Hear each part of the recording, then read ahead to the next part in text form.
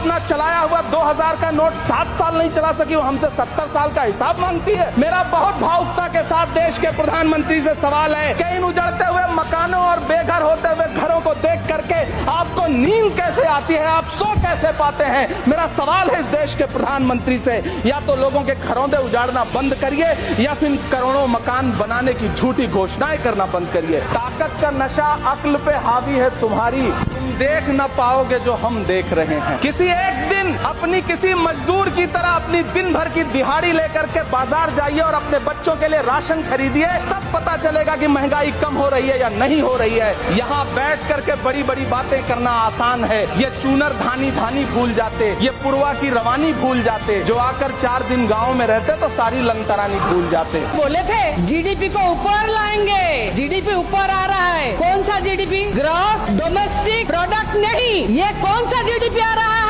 न gas, diesel और petrol का जीडीपी ऊपर 100 में आ रहा है। ये जीडीपी की बात कर रहे थे। सबका साथ सबका विकास, कहाँ गया सबका साथ सबका विकास? यहाँ पर पूंजीपतियों का साथ और गरीबों का विनाश ही विनाश हो रहा है। ये है आज का सबका साथ सबका विकास। ऐसा अमृत काल आ गया जहाँ महंगाई की नाम की जहर खाकर गरीब अपना पेट भर। पूरी दुनिया अपने तकनीक का विस्तार कर रही है तो आप खबर खोदने में लगे हुए हैं, मस्जिद के अंदर मंदिर खोदने में लगे हुए हैं। पूरी दुनिया जब आगे बढ़ रही है विकास की ओर तो आप देश में नफरत फैलाने में लगे हुए हैं। सच कड़वा होता है, थोड़ा शांति से सुनिए। देश आपके हाथों में सुरक्षित नहीं है। आपकी जहां डबल इंजन की सरकार है और जहां आपकी सरकार है, दोनों की दोनों सरकारें फेल हो चुकी हैं और आपका डबल इंजन कबाड़ा इंजन हो चुका है, वो काम करना बंद हो चुका है। मुगलों ने, अंग्रेजों ने, जिन लोगों ने संपत्तियां बनाई वो सारी की सारी संपत्तियां आपके द्वारा संरक्षित, और आप ही के लोग कहते हैं इसको हम तोड़ डालेंगे, इसको हम खोद डालेंगे, इसको हम उजाड़ डालेंगे। तो चलो ताजमहल तोड़ते हैं, चलो लाल किला तोड़ते हैं, चलो ये अंग्रेजों ने जो दिल्ली का रेलवे स्टेशन बनाया इसको तोड़ते हैं, चलो पूरे देश में खोदते हैं, सारी सड़कें तोड़ते हैं, सारे पुल तोड़ते हैं।